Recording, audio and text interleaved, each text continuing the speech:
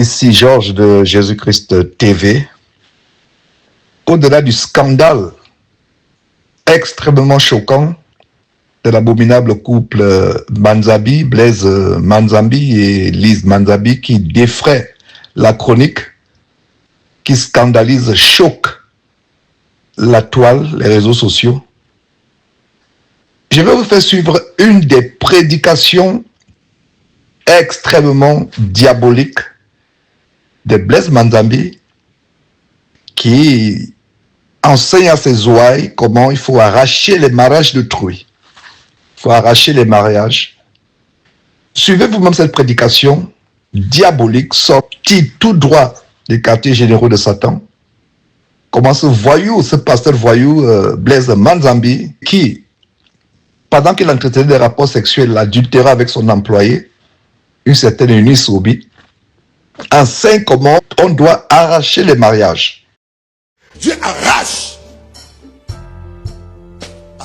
Canaan et il donne ça à la postérité d'Abraham. Nous allons prier et nous allons arracher. Amen. Nous allons arracher leurs postes. Nous allons arracher leurs postes. S'il s'agit d'arracher aussi son mariage, arrache. S'il s'agit d'arracher aussi son mariage, arrache. S'il s'agit d'arracher aussi son mariage, arrache. On va dire à papa, qu'est-ce que tu dis? Oui. Va-t-il? Elle a été chassée. Écoutez. Elle a commis une erreur pour que Esther puisse récupérer sa place. Esther a arraché son poste.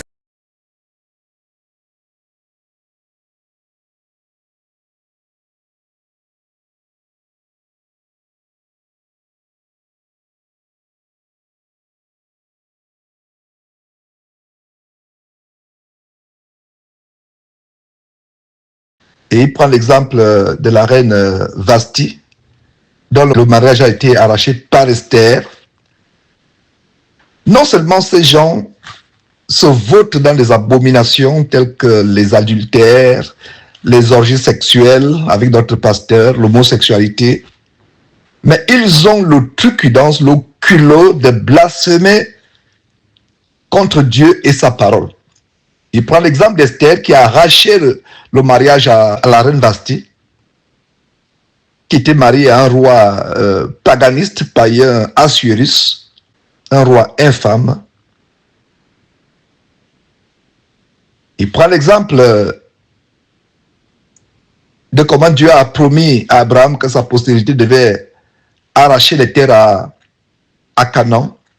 Et par conséquent, les chrétiens peuvent arracher les mariages aux femmes mariées. Les hommes peuvent arracher les mariages aux hommes mariés. C'est terrible, mes frères et sœurs. Il incite ses ouailles envoûtées à arracher les mariages. Il enseignait cela pendant qu'une de ses employées était en train d'arracher le mariage à sa propre épouse. C'est terrible.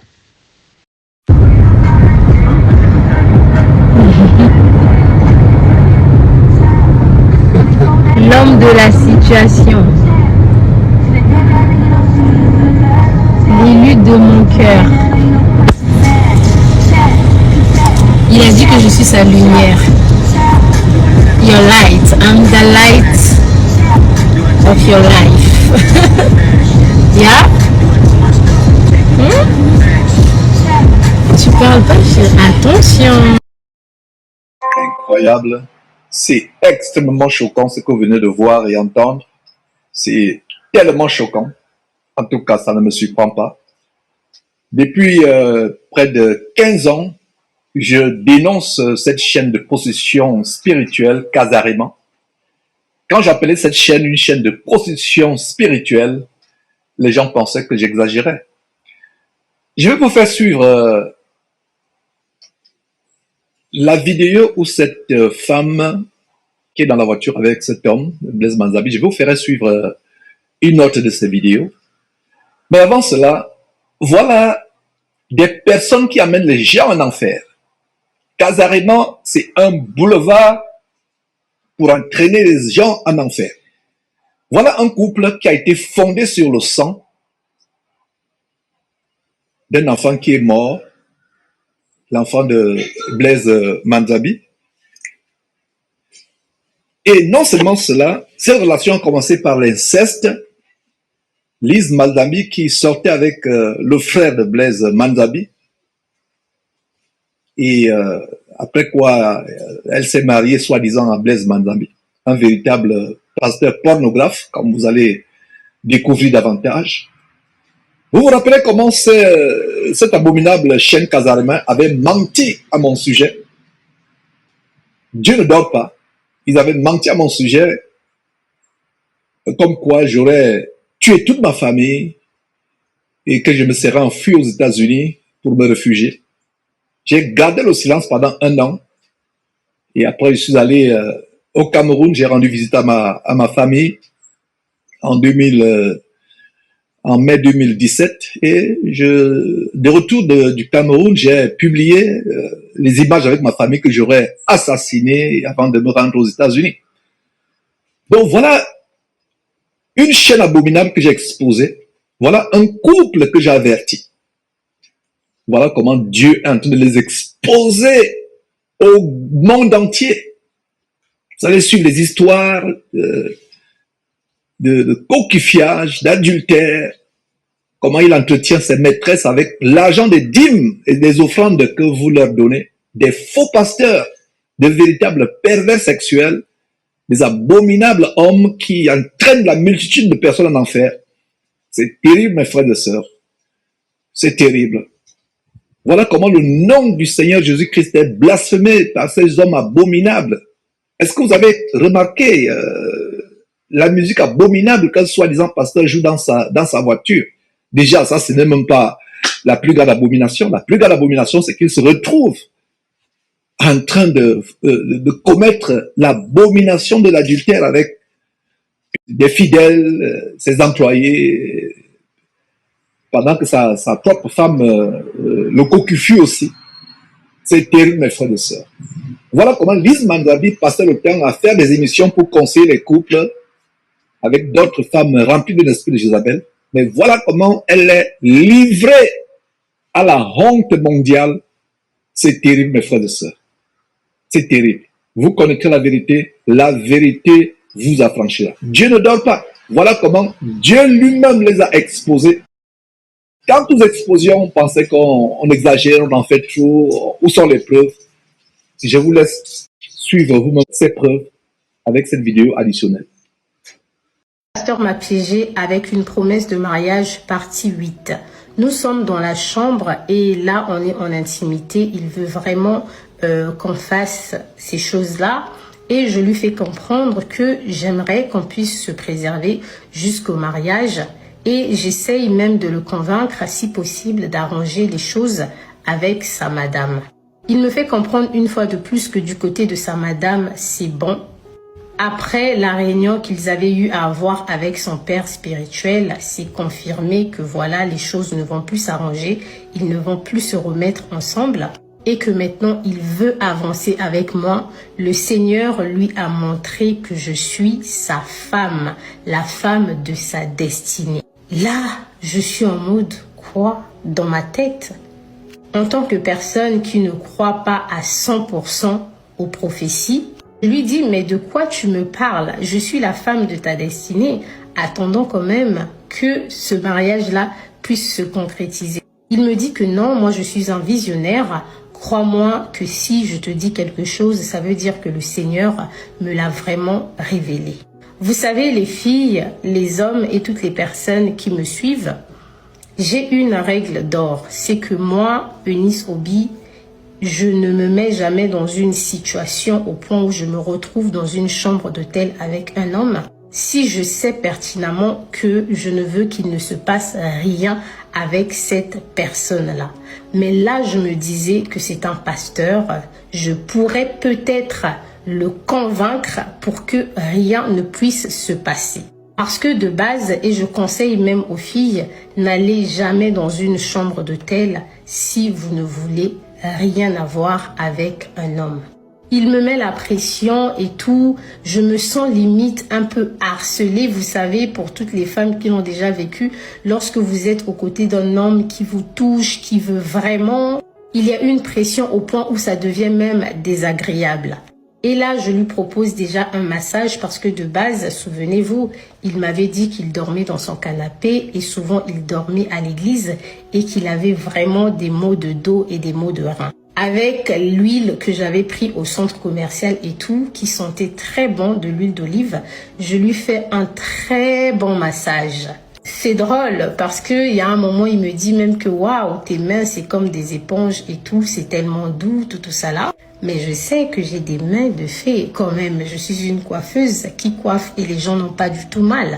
Le fait qu'il puisse avoir un souci avec ce truc-là, l'anaconda, désolé les filles, ne me jugez pas, mais si je n'en parle pas, mon témoignage ne peut pas être complet.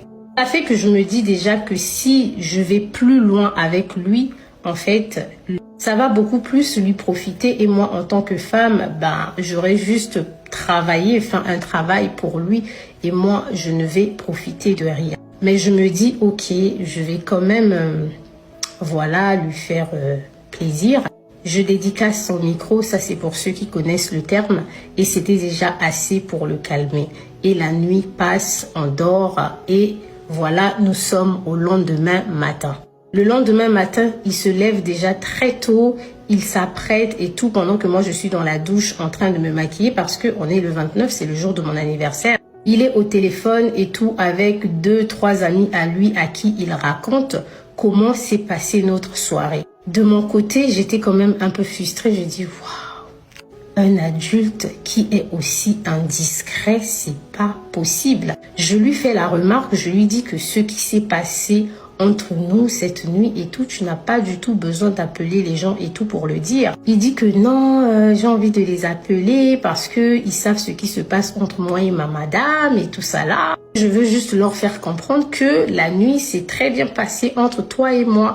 Est-ce que tu penses que moi je suis une personne qui a l'anaconda, qui ne donne pas? Moi, je lui dis, je lui booste, vous comprenez, je lui remets en fait sa véracité parce que j'avais trouvé ça assez désagréable que sa femme lui dise que l'anaconda, ce n'était plus ça. Je lui dis non, t'inquiète et tout est bon, mais vas-y quoi, avec le temps et toi et moi, les choses iront encore mieux, on pourra mieux profiter. Je lui dis, tu n'as pas besoin d'en parler à tout le monde comme ça. Le fait que tu puisses passer des appels, pour moi, ce n'est pas du tout propre parce que je suis une femme et tout. Et comment je serais vue par tes amis, ce qui se passe entre toi et moi dans l'intimité, tes amis n'ont pas du tout besoin de le savoir.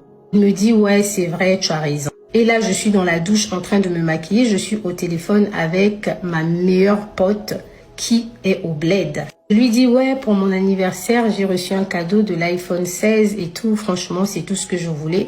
Du moment où je n'ai pas dépensé mon argent pour l'acheter, crois-moi que je suis juste contente parce que déjà de base, mes téléphones, je lui avais fait comprendre que mon iPhone 11 que j'avais avant, c'était le père de mon fils qui l'avait acheté. Donc lui, pour augmenter le niveau et tout, il vient me prendre l'iPhone 16 et nous sommes en mai, l'iPhone 17 n'est pas encore sorti, donc l'iPhone 16 c'est le tout dernier iPhone. Et ma copine me dit, mais le monsieur dont tu me parles, Eunice, c'est qui et tout, tu ne m'as jamais parlé de lui.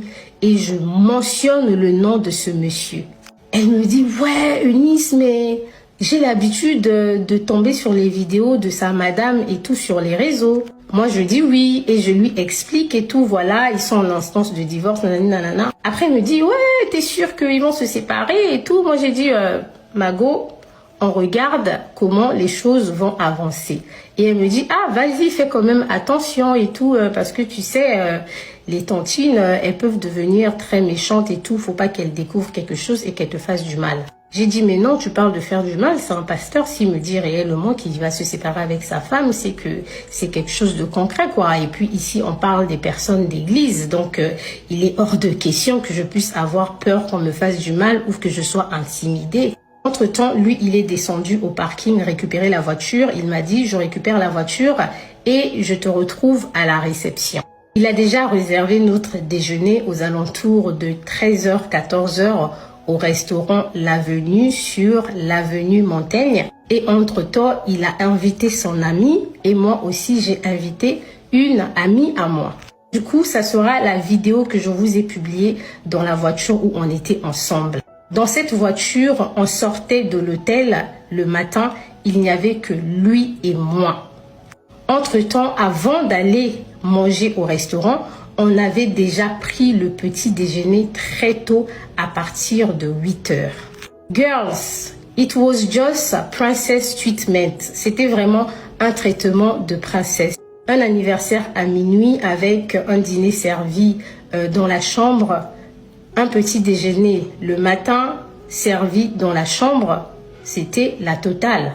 Pour terminer, je vous rappelle encore que ce sont des choses auxquelles moi de base je suis habituée et il le sait très bien parce que je lui dis que mon ex, le père de mon fils, c'est une personne qui est dans l'aviation et réservation d'hôtels, donc les hôtels de luxe et tout, ces choses-là, franchement, ce n'est rien du tout pour moi. Mais ce sont des attentions qui me touchent réellement parce que en France, ce n'est pas donné, surtout dans notre communauté congolaise, africaine, de trouver un homme qui va vraiment être aussi délicat avec toi.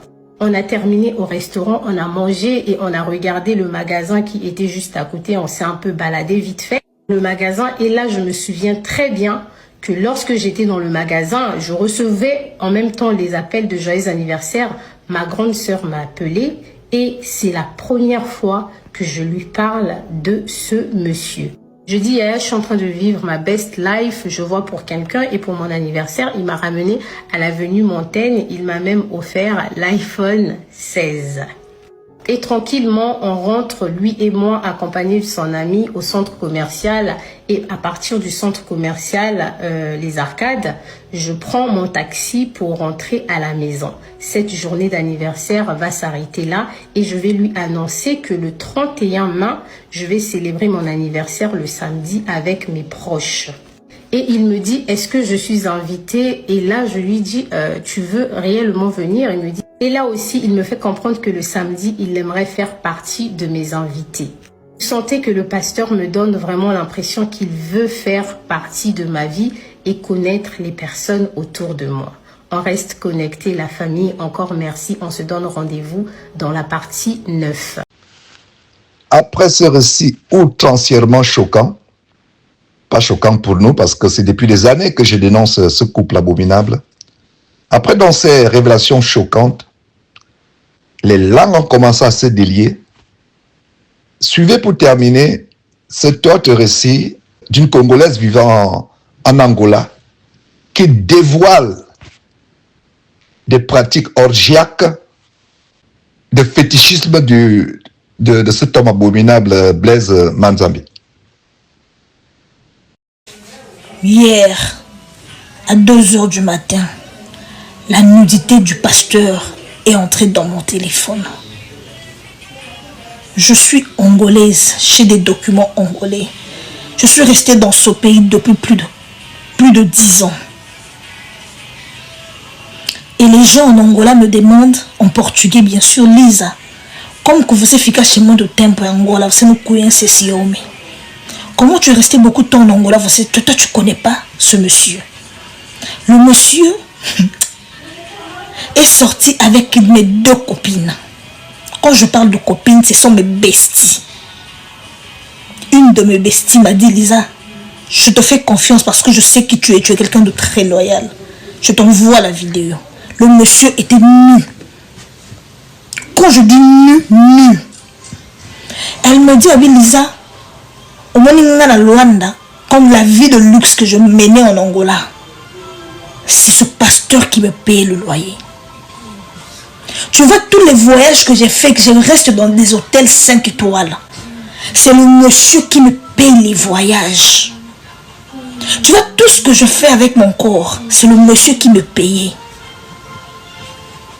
Il y a une autre qui m'appelle, qui me dit, qui me montre la vidéo du pasteur et de son ami David.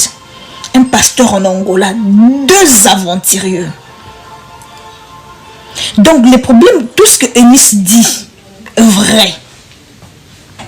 Seulement qu'ils ont l'habitude de faire les aventures avec les filles de l'Angola. Parce que tu sais, vous savez, les Angolaises, ce sont des filles qui sont vraiment classe. Elles ne sont pas pervers. Elles n'ont pas l'habitude comme nous les Congolaises. Tu sors avec quelqu'un, tu vas étaler, tu pars sur les réseaux sociaux. Quand tu vois une Angolaise faire ça, c'est-à-dire que cette fille parle lingala. Dans tous les scandales qui se passent en Angola, si dans des cas rares, tu vas voir une Angolaise vient sortir de sa bouche ou mettre quelqu'un en profil ou taguer quelqu'un pour dire que je suis sortie avec lui comme le fait Eunice. Elles n'ont pas cette éducation. Et dans des rares fois où le monsieur est sorti avec des Congolaises, voilà que ça commence maintenant à sortir. Mes copines sont angolaises. J'ai vu ta photo, pasteur. J'ai vu la photo de ton ami David. J'ai vu les dîners, les soirées, en train de boire la bière, en train de fumer du chicha. Dans la maison de mon ami, je connais la maison parce que j'avais l'habitude d'y aller. Dans la maison de mes deux amis, une de mes amies à Ilia et tout, à la plage. Et on me dit que Lisa, ce monsieur, vous, les francophones, vous ne le connaissez pas. En Angola, c'est quelqu'un.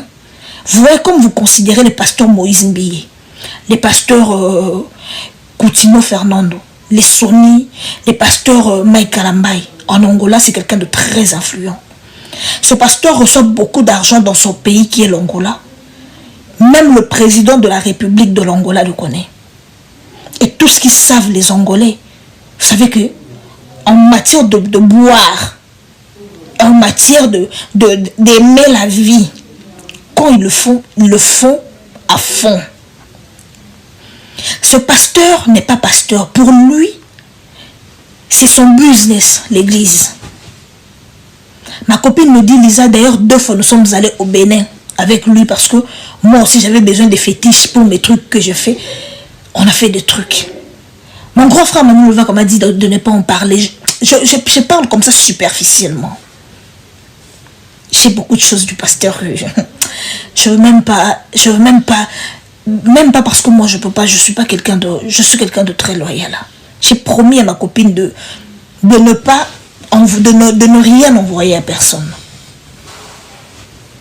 Et Lise Manzambi n'est pas innocente. Elle aussi, elle se met avec des hommes. Quand le pasteur dit aux femmes que ma femme m'a trompé, sa femme ne l'a pas trompé 1 fois, pas 2 fois. Sa femme a l'habitude de le tromper. Lui aussi, il a l'habitude de tromper sa femme. Donc, leur couple, c'est comme ça. L'infidélité là-bas, c'est que, je ne sais pas moi si c'est un couple libertin. Chacun fait de son infidélité de son côté. Lise en Côte d'Ivoire, au Gabon, lui au Gabon et beaucoup en Angola parce que c'est son pays. Il est propre, lui. Pour moi, l'histoire de Nice, je ne veux plus suivre ça parce que c'est comme moi je voulais voir, j'ai vu.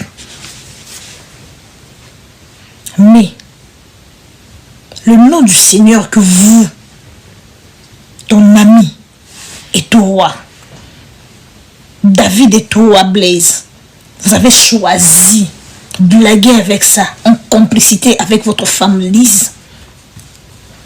Ça, c'est le début. C'est le commencement. Vous serez étalé. Je vous jure. Tu as l'habitude de faire tes bêtises en Angola. J'en ai. Seulement que j'ai pas le temps. Je suis pas bataba matière. Je fais pas ces trucs. C'est triste, mes chéris. Laissez tomber.